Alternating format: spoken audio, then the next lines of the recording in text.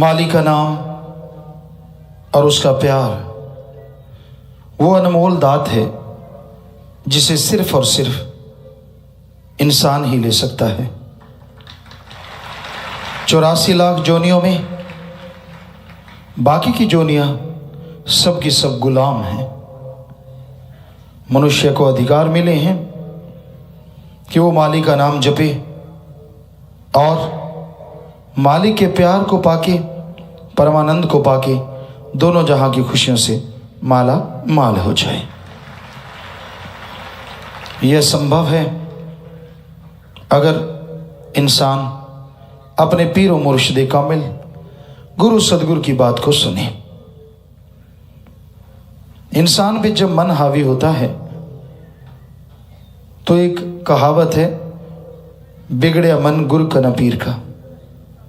मन जब अपनी आई पे आता है, कोई गुरु के परोपकार, उसकी कृपा दृष्टि, उसका रहमो करम सब भुला देता है। बस एक ही धुन लगा देता है, किसी को काम वासना की, किसी को क्रोध, किसी को लोभ, किसी को मोह, किसी को अहंकार, तो किसी को माया। या फिर मन खुद इतना छा जाता है कि इंसान का बुद्धि विवेक जवाब दे देता है। कोई भी अच्छी नेक बात सुनने को वो इंसान कभी तैयार होता ही नहीं। मालिक के प्यार की बात करो, परोपकार की बात करो, उसको यूं लगता है कि ये तो सब बकबका सामान है। दुनियादारी का साजो सामान यूं लगता है इससे मीठे पकवान दुनिया में कहीं भी नहीं है। तो भाई ये संसार बड़े ही अजीबोगरीब लोगों से भरा हुआ है। कोई मालूम नहीं यहाँ कौन अल्लाह वाहिगुरु मालिक से कितना प्यार करता है, कौन पापों में गर्त है, कौन अच्छाई भलाई में आगे बढ़ता जा रहा है, किसके घर में परमानंद समाया है और कौन दुख गम चिंता परेशानियों में घिरा हुआ है। परमार्थ करो तन मन धन से और शिक्षा दो, लेकिन जो परमार्थ करने वालों को रोकते हैं, जो सेवा करने से जीवों को रोकते हैं, वो खुद सब कुछ उनका रुक जाया करता है। इसलिए आप कर नहीं सकते तो किसी को रोको ना, कम से कम उसे एक कदम बढ़ रहा है तो ये कहो कि 2 कदम और बढ़ा, तभी मालिक की खुशियों के हकदार आप भी और वो तो बनेंगे ही बनेंगे। तो इस संसार में भांत भांत के लोग हैं। जैसे एक कहावत होती है, बण बण दी लकड़ी। आज इंसान के अंदर मन इतना हावी हो चुका है, किसी संतों की बात उसे सच्ची नहीं लगती। मैं ये कहता हूं ये सही है, फलां सही है, दिनकड़ सही है, तो उनका मन इतना हावी है, इतना हावी कि सारी जिंदगी की करी कराई भक्ति, सारी जिंदगी का यकीन चंद निंदक या बुरे लोगों के कहने से डोल जाता है। वाह क्या यकीन है, और क्या उसने चमत्कार देखे, और क्या सुमरन किया, और क्या सतगुरु के लिए उसने परमार्थ किया। बड़ी हैरानी होती है। बड़ा अजीबोगरीब है ये संसार, बड़ा ही अजीबोगरीब। तो भाई ऐसे संसार में, ऐसे युग में अगर आप खुशियां हासिल करना चाहें तो संसार की ना सुनो, सुमरन करो, सेवा कर लो जितनी हो सकती है। वरना भाई अपना जो भी काम करते हो, अपना काम धंधा मेहनत कड़ा परिश्रम करके करते रहो तो मालिक खुशियां अवश्य बख्शेंगे। किसी के कहने से किसी को दुख नहीं आता।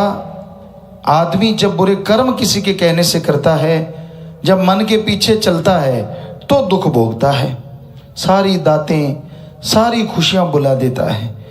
वो जिंदगी के क्षण भूल जाता है कि सतगुरु मालिक अगर रहमत ना करता तो क्या होता।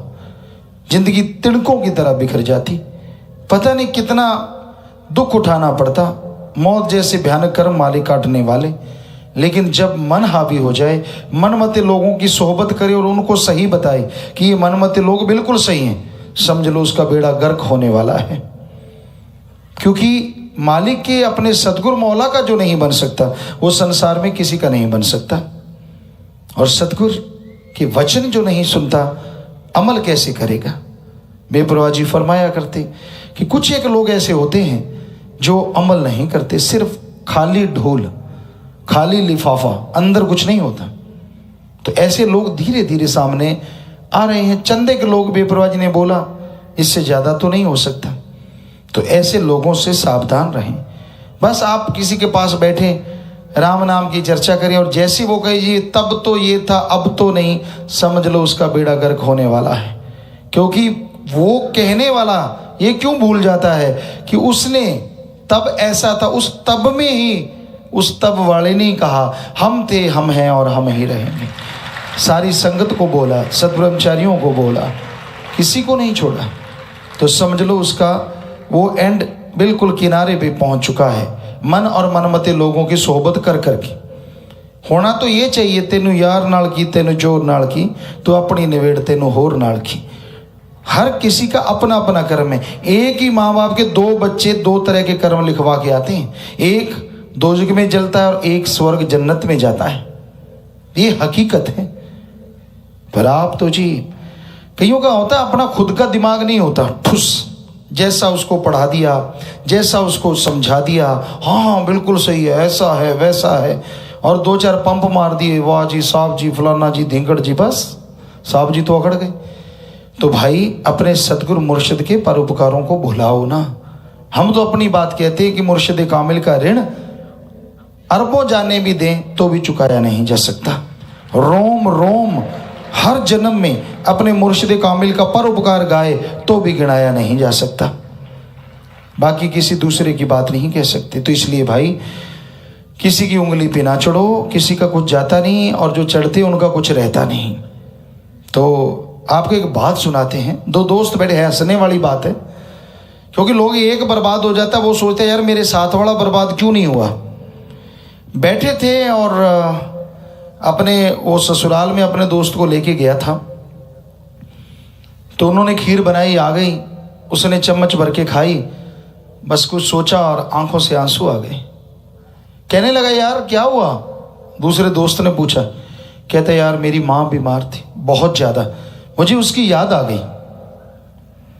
तो दूसरे को आदत थी चम्मच से नहीं खाता था, उसने खीर उठाई और सीधा ऐसे माटी के बर्तन होते उस टाइम, और वो पीने के बाद वो भी रोने लगा, उसके भी आंसू आ गए। तो पहले वाला कहता अब तुझे क्या हुआ। कहता यार क्या बताऊं, असल में पता क्या हुआ, पहले वाले ने जब खीर एक चम्मच खाया वो गर्म बहुत था, उसका मुंह सड़ गया, तो उसकी आंखों से आंसू आ गए। उसने कहा यार ये साथ वाले को अगर ऐसा ना हुआ तो मजा कैसे आएगा। तो जब उसने पूछा तेरे आंसू क्यों आए, कहता मेरी माँ बीमार थी याद आ गई। अब दूसरे ने, वो बेचारे ने मट्टी का बर्तन उठा के सीधा पी गया, अब उसका क्या हाल हुआ होगा आप खुद सोचिए।